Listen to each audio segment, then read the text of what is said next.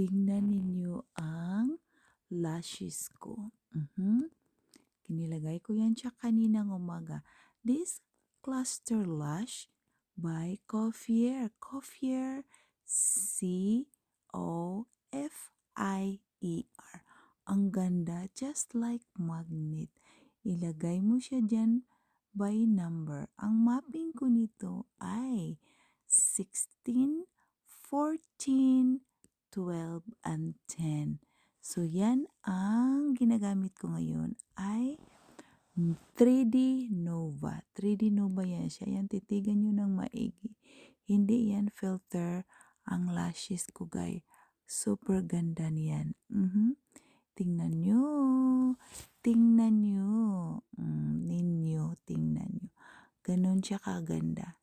Ilagay mo lang siya dyan underneath of your eyelid. O, diba?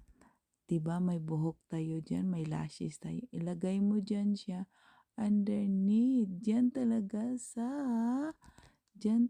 sa lashes mo. Oh. Para pareho sila.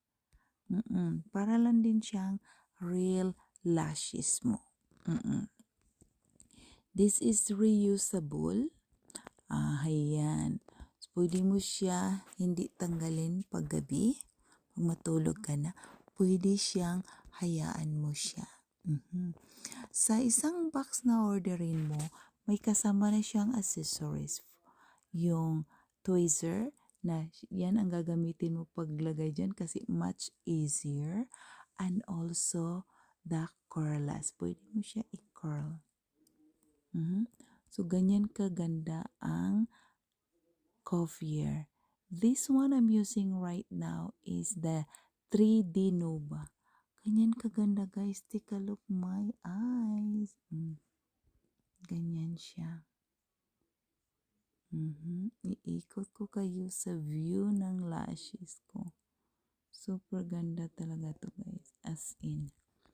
No need glue. No need glue. No.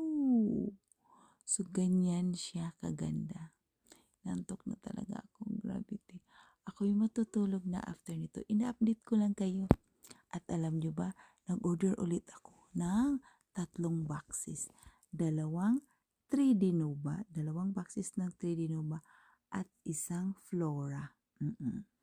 Isang Flora. So, ayan. Gusto ko kasi yan pinapalit-palit ko sila. Meron akong cat eye. Hindi ko pa nagamit masyado yung cat